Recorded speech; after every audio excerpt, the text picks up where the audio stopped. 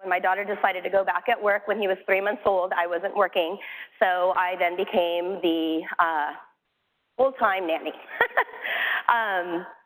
She worked at Disneyland, and she worked the overnight shift. So once 60,000 people had their fun at Disneyland and they all went home, she went into work and cleaned up the park and made it ready and beautiful for the next day.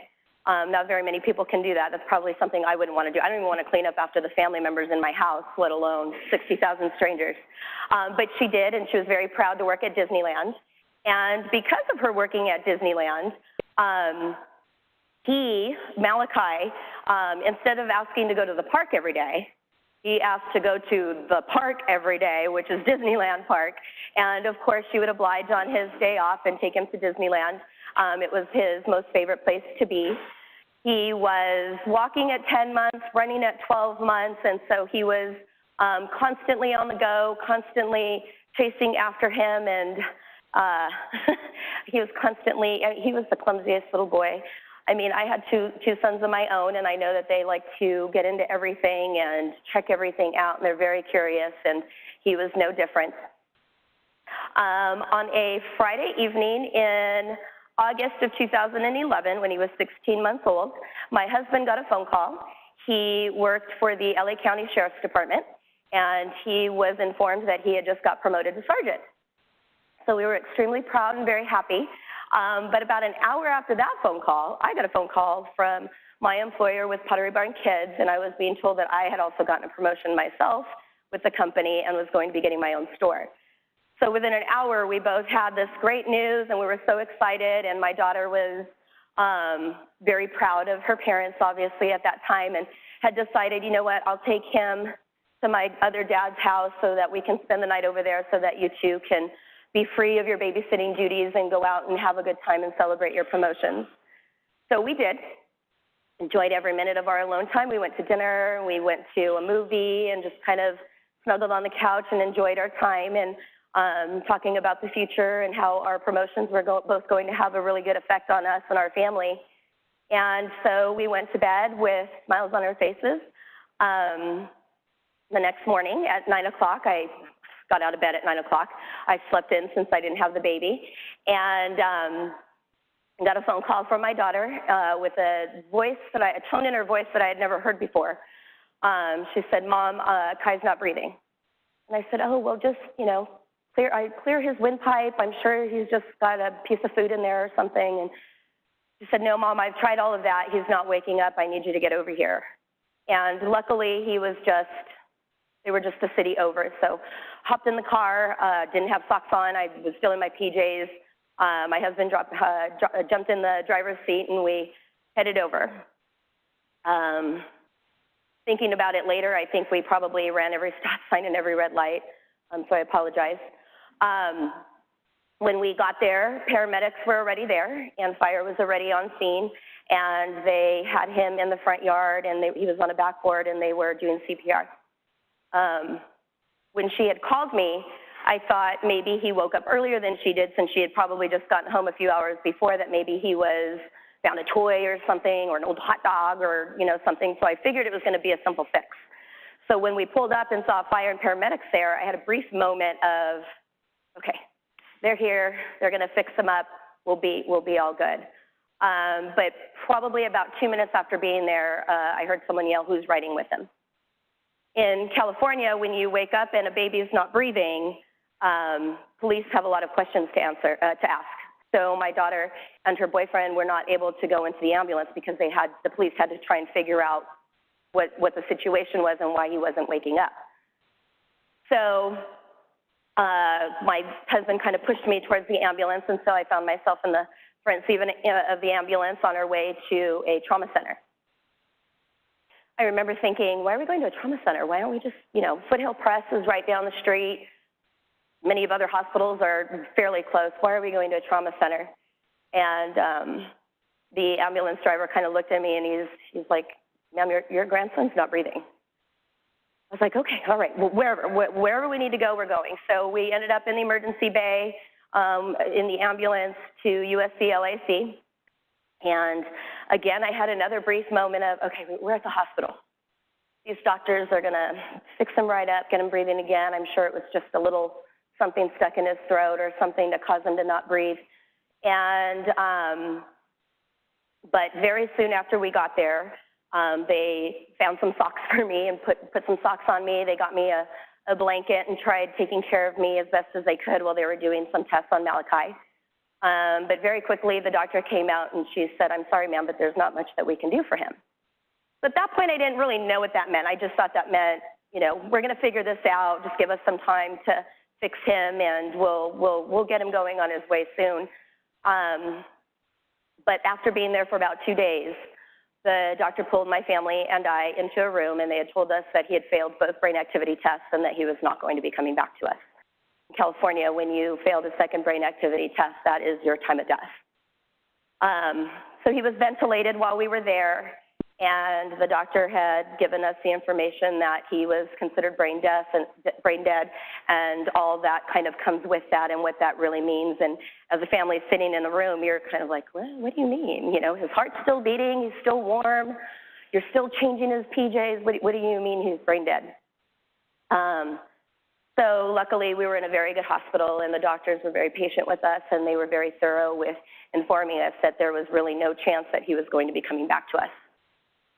So while we were in that room, after the doctor left, it was my husband, my daughter, and myself, and we were kind of sitting in our thoughts trying to figure out, you know, yesterday he was playing. Last night he had a bath with his little ducky towel on, and he was just fine. We were trying to figure out what on earth could have happened. So for some reason, and I really don't know why, I looked at my daughter and I said, maybe we should consider organ donation. She immediately said, no, absolutely not. And I completely respected that. That was her son that was in the other room. And I still don't even know why I brought it up. And as soon as she said no, I said, okay. So even my husband, who was sitting across the room, kind of kicked his head up right away. And he said, why the hell are you bringing that up? Absolutely not. I said, okay. But after trying to process what was going on, about 45 minutes later, my daughter kind of tugged on my shirt and she said, Mom, if we can change the outcome for some other family by donating his organs, I'd really like to try and see if we can do that. So I approached his doctor and asked her if that was a possibility. She said she wasn't sure, but she would get us into contact with the right people who would see if that was going to be a possibility. So from that point, I can honestly say I don't remember much. I still kind of get little flashbacks. I think at that point, shock kind of finally really set in. So things are kind of sketchy here and there. I'm sure One Legacy came in and talked to us. I'm sure they asked us questions. I'm sure we had paperwork to fill out and papers to sign. I really honestly don't remember very much.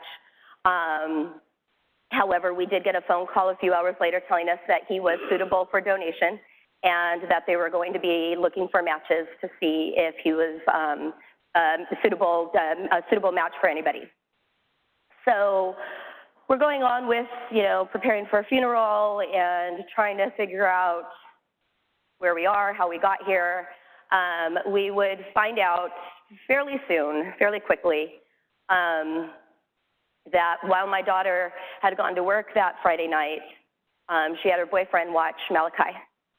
And Malachi was on a schedule that not a lot of babies are on.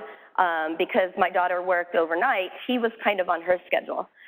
So at nighttime, when she was at work, he thought that's the time to play, that's the time to watch cartoons, because when Mommy got home, it was time for her to take a nap, and so he would usually nap with her early in the morning. So he was on kind of a funky schedule.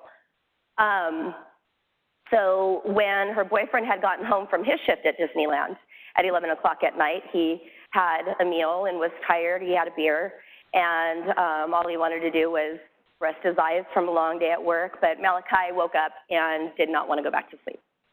And so my daughter's boyfriend would hurt Malachi on purpose until he did go to sleep.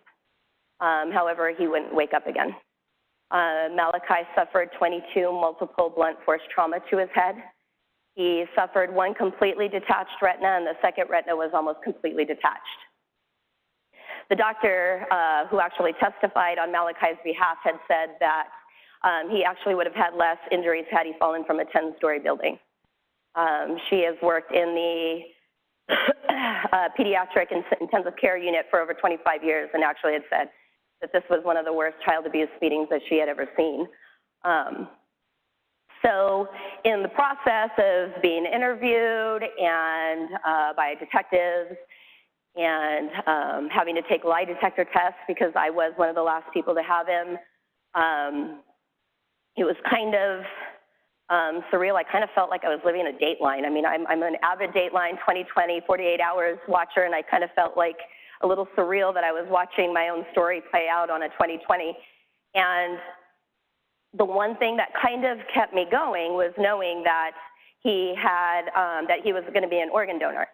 And at the time, as all of this was playing out, you kind of, as a family, you don't know exactly where things are going. You don't know what's going or what's able to be transplanted, because sometimes they could intend on transplanting a heart, but then maybe something can go wrong. So I just knew while we were going through some of this stuff that he was an organ donor. And for me, that kind of got me going, and that kind of put a little bright light on something that I knew we were going to be suffering for a long time. So we would, probably about maybe 3 months after he passed, I received a letter in the mail from One Legacy, and we were told that he had donated his heart, his liver, and both kidneys. His heart went to a 2-year-old little girl. She had been very, very sick with cardiomyopathy and been living at UCLA for a very long time. And so when her family received the call on August 17th, obviously they felt like their prayers were answered. One of his kidneys went to a 63-year-old grandmother. Shocking, right? I had no idea that that was even possible. I'm like, how tiny must this woman be to be able to survive with a tiny, tiny kidney? But she is a perfect match, and for the last 7.5 years, she has been climbing mountains, and she's been doing 5Ks and marathons and all kinds of amazing things, bringing my grandson's kidney along with her on these amazing things that she's doing. His other kidney had gone to a college student, which she actually began to reject a couple of years later. However, she was alive long enough to receive another kidney, and she today is alive and healthy, just not with my grandson's kidney, so he's called Bridge. His liver had gone to a little boy who was very sick and did not make it. So today, he has 2 donor recipients that are out there. I'm looking forward to maybe someday meeting them. I've put the feelers out, still waiting to hear back. But I do know that the little girl that received his heart is going to be 10 very soon, and I know she does gymnastics, she plays soccer, and she's had a very healthy life the last 7.5 years. So September of 2017, I decided that I was going to get off the couch and I was going to stop feeling sorry for myself. I've always been a very optimistic and a very positive person. So when dealing with my kids and trying to get them through this trauma, because I had 2 young boys along with my daughter, I was always like, you know, let's face today with a smile today, and really trying to get them to get through this awful thing that, you know, we call life. When myself, I was very depressed, and when they were at school, I'd lay on the couch and, you know, cry for 6 hours until they got home. And I kind of realized that I just don't want to live that way. So I looked into becoming what becoming an ambassador meant, what that kind of looked like. And I thought, maybe that's something I want to do, because for 2 years after his death, we had court dates, we had arraignments, we had pretrials, and we had postponements of trials and postponements of court dates. And it was 2 years of pretty much once a month having to go to the courthouse and kind of rehash and see this person who took my grandson. And the one thing that got me going was just knowing that he was able to save 4 lives. And even though my miracle wasn't answered that day, 4 people got a phone call, 4 families got a phone call, and their miracles were answered. So I thought, how can One Legacy kind of help me past this? How can it help me get farther in life so that I'm okay, to take care of my children and any future grandchildren that I have. And so I looked into it and I signed up to become an ambassador, and I had my training in September of 2017. And I was in a room, there was probably about between 35 and 40 of us who were becoming ambassadors. And at that moment in time where we all took turns sharing our stories, and I thought, man, we all go through some stuff. I mean, it's not the same, but it's the same. We all have a different story. We all have a different person that we've lost maybe in a bad way, or someone that we maybe haven't seen in a very long time and missed so much and just can't make that connection again. But there's always something that someone is going through and you just don't know about it. And so I thought, I think this is going to be it for me, because I'm so good at taking care of my children, but I've been very bad at taking care of myself. And I thought this is going to be a good way for me to be able to take care of myself by sharing a story and sharing the love that my daughter gave by saying yes to organ donation. I really do feel that, she was told that her son was not going to be coming back to her. And within about an hour, she was able to think about somebody else. And I don't know if I could have done it. I'm going to be very honest with you. I mean, I'd like to think that I could, but that wasn't my child that was in the other room. It was hers. And she was able to say yes to organ donation. I'm sweating up here. Oh my God, can you see it, like falling off my face? It's awful. So I became an ambassador, and since then, I have been making friends. I've been meeting people. I've been meeting donor recipients. I've been meeting donor families.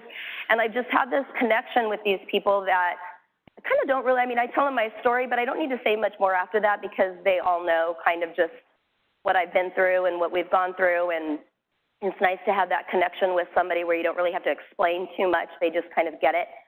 And when you become an ambassador, you can share your story through a few different ways. We have ambassadors to DMVs, which I knew that one wasn't for me. I'm not going to go. I don't even want to go to DMV when I need to register my car or get my driver's license. I'm not going over there for anything else. But we do have ambassadors that go to DMVs, and they share their story with the employees of the DMVs, and they share organ donation information, so that when people come in to get their driver's license, typically 16, 17-year-olds, that they have the right education to give these people, so that when they want to answer that question, do you want to be an organ donor, they can give the information so that somebody can make an educated decision. We have ambassadors to high schools, which go out. Organ donation is actually a part of the health curriculum here in California. And so we have ambassadors to DMVs that go out, or to high schools that go out and share their stories with high school students, because they know they are going to be going to the DMV to get that pink dot on their license. We have ambassadors to cities, which go out to city council meetings and talk to mayors and ask them to declare April Donate Life Month in their city, which is very important, because it's just getting the word out even in more ways. I chose to be an ambassador to hospitals. For me, I knew that was going to be my path, because even though we were there for a fairly short time at LAC-USC, the doctors and the nurses that took care of not only my grandson while he was in that bed, but they also took care of my family while we were there. With my husband being a sheriff, that kind of has a whole other plethora of people coming to visit when you're in the hospital. And so we probably at any given time had, between 25 and 35 sheriff officers crowding the hallways and standing in places they shouldn't have been standing. And the hospital never once said anything about, you guys need to, lower your guests, and you need to ask them to leave or move or anything like that. They always ask, can we open up a room for them? Can we get you guys water and chairs? And I just really felt the love while we were there, and how they were taking care of us, and how they were taking care of my grandson, and always making sure that my daughter, didn't need anything or whatever. And so I knew that was going to be my direction. And in the last year, I've probably visited over 30 hospitals. One Legacy services over 220 hospitals in Southern California area, so I've got a way to go to complete them all on my list, but it's just been quite a whirlwind the last year and a half, because when I do go and speak to hospitals, the most common question that I get is, why on earth do you want to talk about this all the time? And I thought, well, for me, A, I love to talk. But B, how amazing is it that my grandson's been gone almost 8 years, and I still get to talk about him? I talk about my 5-year-old granddaughter that I currently have, and what a little pill she is, and how hard she is. She's harder than any of my kids.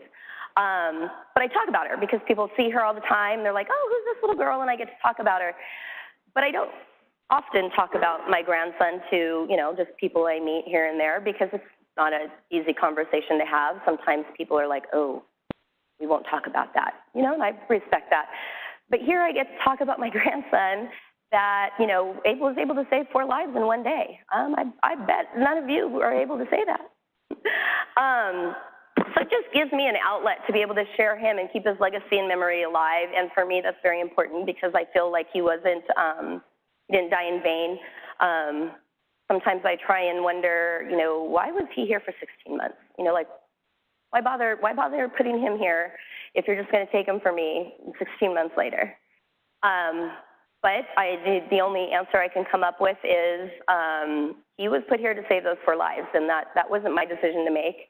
That's kind of a little higher power that's got a little bit more pull than I do. And I'm okay with that. I really am. The thought of a 2-year-old little girl who was very, very sick, now is playing soccer, to me it's a miracle. I mean, I really can't put it any other way. So when I was asked to come speak here, I, of course, checked you guys out on Facebook. And I saw that you guys have a connection and a relationship with One Legacy and Donate Life. And, I don't know if you guys really think about this, but because you have a relationship with Donate Life and One Legacy, you guys are helping in other people's healing after something that very awful happened. And that's why I was very excited to speak to you, because I really think that sometimes we get into our everyday lives and we think, okay, today I'm going to go to work, tonight I'm going to make chicken and rice, and, we'll do it all over again tomorrow. But you guys, you don't get to probably typically get to meet the people that you guys are helping. And because of organ donation, and I can say this honestly, I may not be standing here today, because there were many times where I thought it would just be much easier to be with Kai, much, much easier. And even though I had my kids to take care of, for me it was still an option to be with Kai. But I thought, if I'm with Kai, I won't be able to share his story. I won't be able to talk about the legacy that he has left. And who better to do it than me? So I also want to point out that when I share my story about organ donation, I know, and I'm okay with the fact, that it's not for everybody. It's a personal decision, and I am just here to give a little bit of education and give a little bit of a personal side of what it can do for not only the recipients, because we know what it does for the recipients. It extends their life. It makes their, for a 2-year-old little girl to get a heart, it makes their parents happy. It makes her, she has an older brother, it makes her older brother be thankful that, his little sister is alive. But you probably don't always think what it does for the family, because their loved one's already dead. And he's gone, and I miss him to death, but like I said, his heart is somewhere out there playing soccer in Southern California, doing what I would want him to be doing through this little girl. And so I just think it's so important to be able to share my story, and my other friends who go out and talk to DMVs and hospitals and high schools, share their stories, because when you think about a loved one passing away, you can maybe be in a point where you can think, how am I going to make this awful story a better one? And so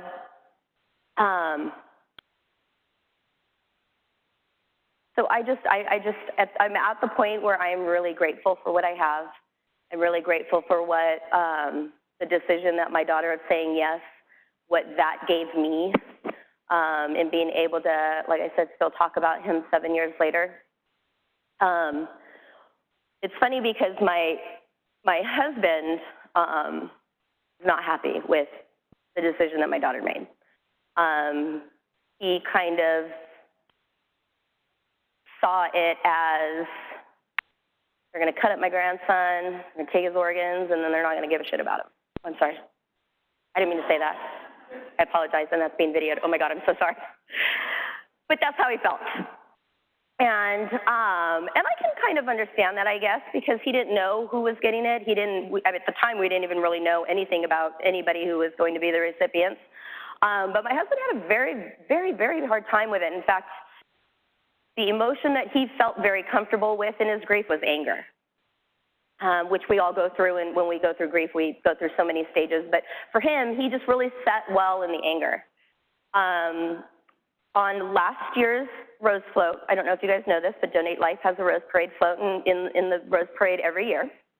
And my grandson was a florograph on it, not 2019, but 2018. And One Legacy does a bunch of events for all of the floragraphs and all of the riders and walkers who are either recipients or living donors. And they do a bunch of events to really honor the organ donors. And I literally dragged my husband to one of these events because he did not want to go. And at that event, we actually met the organ transplant coordinator who had actually worked on Malachi's case at USC. And of course, my husband rolled his eyes and thought, his job, you know, who cares? No big deal. He probably doesn't remember Malachi. And he came up to us and he was like, I remember Malachi. I remember everything about him. I remember what room he was. I remember that he donated four organs. And this is, 7 years ago. And so my husband was very reluctant to talk to him. And the transplant coordinator really felt the distance that my husband was putting between them. And the transplant coordinator decided to share with my husband that a few years ago, he was holding his son on his shoulders and had a fall. And in trying to save his son from hitting his head on the ground, he was put in an awkward position and he himself had hurt his, C4 or C something. And eventually he was paralyzed on one side of his body. And had it not been for an organ donor and tissue donor, he would not be walking and working today. Because this tissue donor, I think he had some kind of bone put into a disc or something. And now he's, working, taking care of his family. And in that moment that my husband was listening to this story, I kind of saw the light go on. It was really weird. I saw the light go on. And when we got home, I said, okay, so how much did you hate it? He's like, you know what was really weird is I was able to see the other side. I was able to see, who this affects. And it's like, so I'm kind of grateful you made me go. And so when I say organ donation doesn't just touch the recipients, it's really since that day, and I know this sounds weird, but since that day, my husband has had so many less angry days because when he thinks about what my grandson did and the hero that he kind of became by saving 4 lives, it kind of turned his grief direction into another way. And so organ donation, I kind of feel saved my marriage because I haven't kicked him out yet. So now that he's on a better, happier, more happy days than angry days path, I really do contribute it to him meeting the organ recipient. And had he not met him, I really don't know where we'd be right now because the anger was getting really, really bad. But now my husband looks at it in a completely different way, completely different light.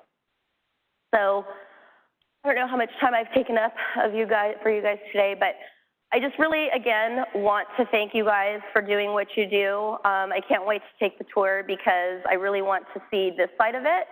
And I feel like so important to just know all the facets about it and all the things that come with organ donation and living donation and recipients, and everything that you do is so important that I can't wait to see how it's all put together. And so I'm really looking forward to the rest of the day.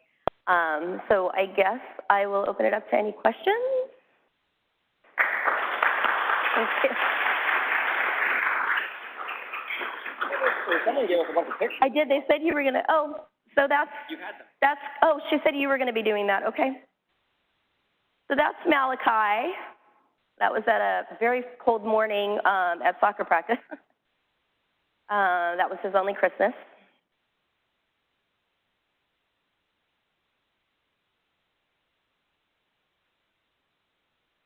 And that black and white picture was at one of our last family vacations in Texas. He was very happy. He was fishing.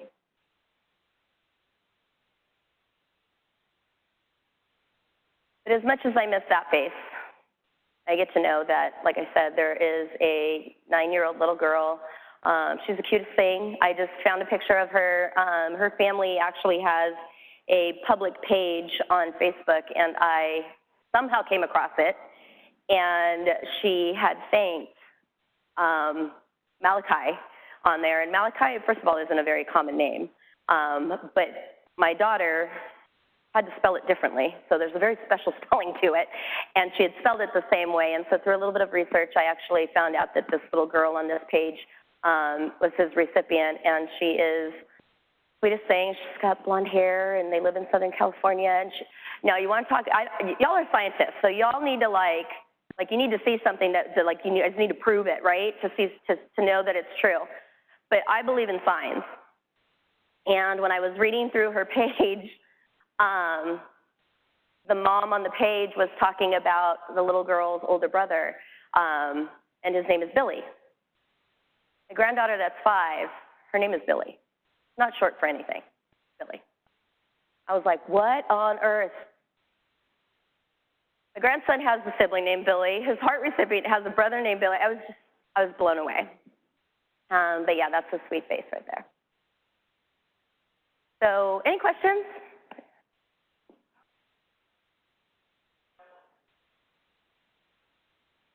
So through organ donation, everything is pretty much done anonymously.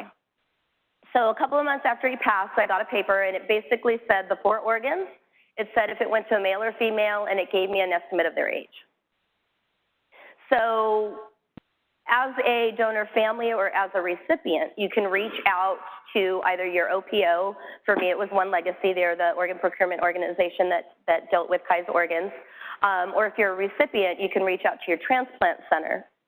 And you can either write a card or a letter and send it to either the OPO or the transplant center, and then they forward it to who they need to forward it to. And it's all done anonymously. So I did reach out to the heart recipient and the kidney recipient. And so I knew the heart recipient was a 2-year-old little girl at the time, and I knew that the kidney recipient was a 63-year-old woman. So once I heard back from the kidney recipient, I had then learned that she was a grandmother. I had learned that she was living in Southern California, and she was willing to meet with me. We have not met yet, but everything is done absolutely anonymously until both parties agree to meet. And when they meet, they typically do it through either the OPO or the transplant center. And then once you meet, then you can exchange numbers, addresses, and whatnot if you'd like to. But for me, I had heard that the 2-year-old little girl, someone had told me that they thought they had heard a story about a 2-year-old little girl, and kind of directed me to saying that the story that they had, because when you're in the organ transplant community, you hear everybody's stories, and everybody knows of everybody else's stories, and so you kind of hear things, and someone kind of made the connection that I think I might know, because there's this little girl who received a heart. She was at UCLA, and so I, of course, the detective in me, Googled UCLA heart transplant recipient, and up she came. And so then that led me to her Facebook page, and then so I know who she is. I've seen her pictures. We have not met, but I have put that out there to them, and I'm just waiting to hear back, because I just reached out to them a couple months ago. So, yeah. So hopefully someday. Anything else? I saw some hands go up. Yeah.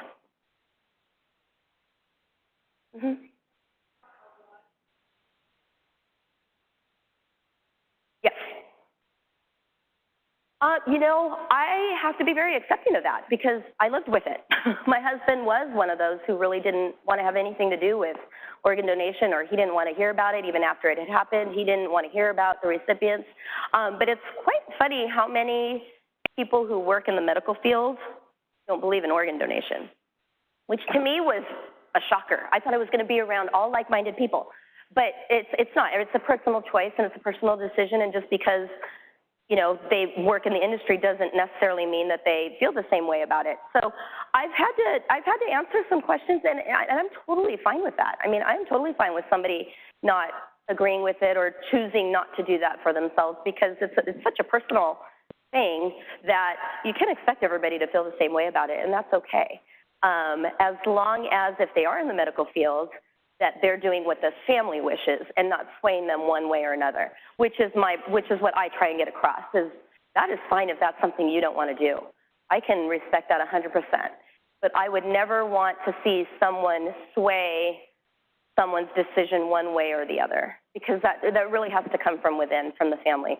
And it's hard, because sometimes I'm sure I've met a lot of people whom do not by any means feel like they made a different decision when they made the decision to donate. But I've met people who completely regret not saying yes when they had the opportunity. And so that's just what I try and make sure, that the nurses are just supportive in either way. Same with the doctors. I've heard stories where the doctors were talking to the family and saying, no, you don't want to do organ donation. The doctor telling a family that. And it's like, no, gosh, if you only knew what it does for the family in the future. I mean, because when my daughter said yes, I didn't think, oh, yay, I can become an ambassador. This is going to help me. I had no idea. But 7 years later, here I am able to share a story, and I'm in a very good place. I've got both hands on the wheel right now. My kids are doing good. My husband is finally in a better place, and it's all because my daughter decided to say yes. So I come across more than you would think who don't agree with it. But again, just here to educate. Yeah. Yeah. He is in jail. He was arrested after 6 months, which I knew in itself was a miracle, because when the detectives were talking to us, they had told us that it's very rare where a baby case gets to trial, because A, it's hard to prove, and B, once it gets to trial, jurors don't want to believe that a parent, he wasn't the parent, he wasn't the baby's daddy, he was my daughter's boyfriend, but people have a very hard time believing that someone would do this on purpose to a child. And so when a jury is given any other alternative, they would rather, it's a lot easier to say, oh, maybe it was an accident, maybe he did fall off the bed, maybe something else did happen, because it's hard for a jury to really think that somebody could do that on purpose. So I was very, very fortunate that he was arrested. I was very fortunate that it did go to trial. It was a week-long trial, and the jury deliberated for about 2 hours. It was very cut clear. 22 blows to the head is kind of hard to say that you bounced off the bed. So very grateful. He's in jail, although with California law, he is able to have his first probation in 2032, which isn't that far away. So. Anything else? Come on, you guys are all working minds. You guys got to have more questions, no? Yeah.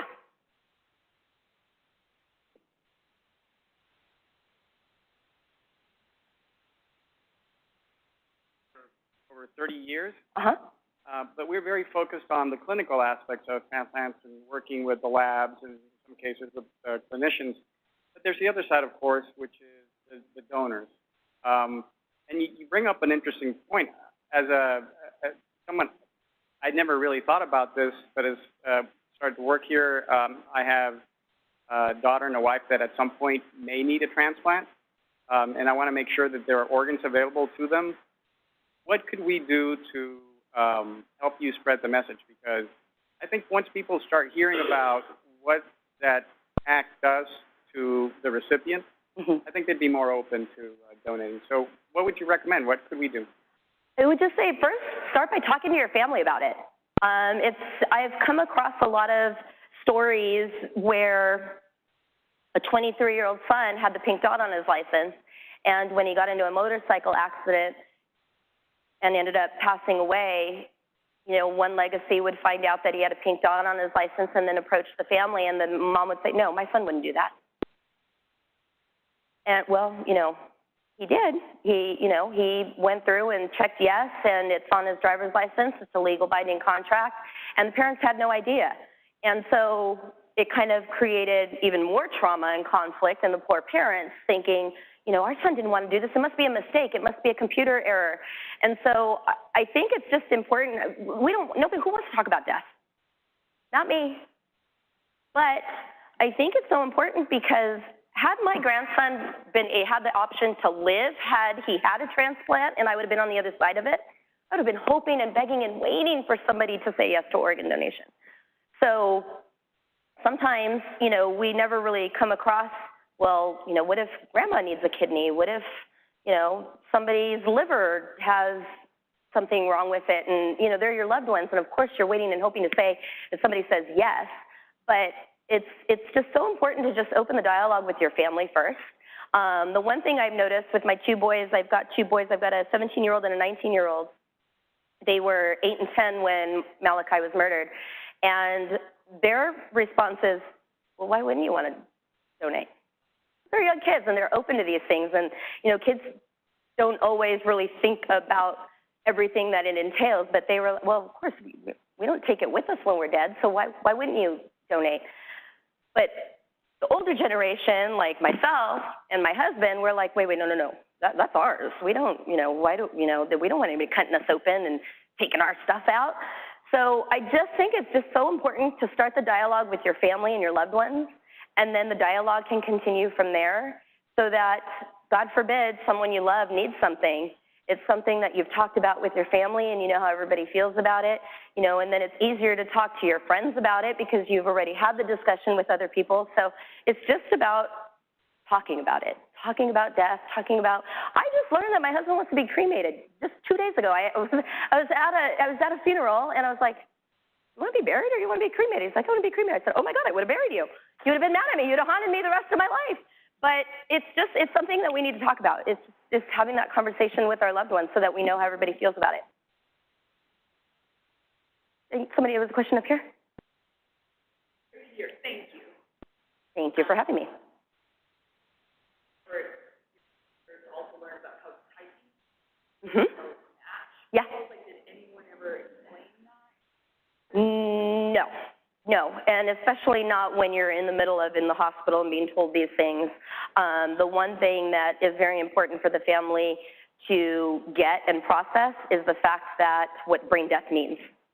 So just trying to process that is very emotionally consuming. That at that point when you're a family saying yes, you just want them to just be a donor. You know, you don't necessarily think about where it's going, who it's going to, you know, were there 3 matches and who'd you pick out of the 3? And, you know, you really don't think about that. But now that I'm an ambassador, I know how UNOS works. I know how being people put on the transplant list works a little better. I also now know that 22 people die a day waiting for a life-saving transplant. That number is silly. I also know that something like 93% of Americans agree with organ donation, but only 52% are registered. So the whole clinical side of it, not even a thought in our head. But now that I'm involved, I'm glad to know all of these things and how it really works because, again, it's just about educating my friends. Because every time I have an event or I go somewhere and I speak or I talk to somebody about it, I put it on Facebook and I said, you guys, I met a nurse today who doesn't believe in organ donation. Like, she's here to save lives. So it's just about, again, starting the conversation, be willing to learn about something that you didn't know about before, and once you do know something, sharing it with others. And so that's why I'm very excited to be here on this side of it today, to see the whole clinical part. Yeah. Anything else? Yes. So as an ambassador, I am strictly a volunteer. So there are employees of One Legacy who, with the hospitals, I usually work with DDCs, and those are the donation development coordinators who work in the hospitals.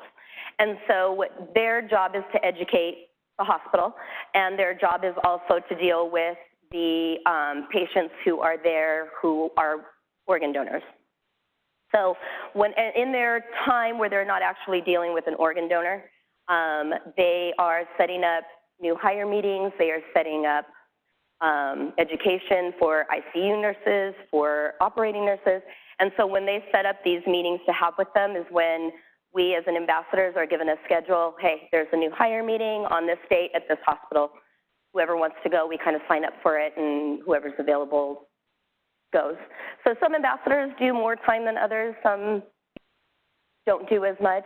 I try and do as much as I can right now while I'm able to, so.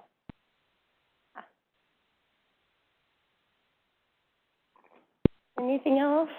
Thank you so much for having me. I have really enjoyed my time here, so thank you very much. I really appreciate it. Thank you, everybody, for coming today.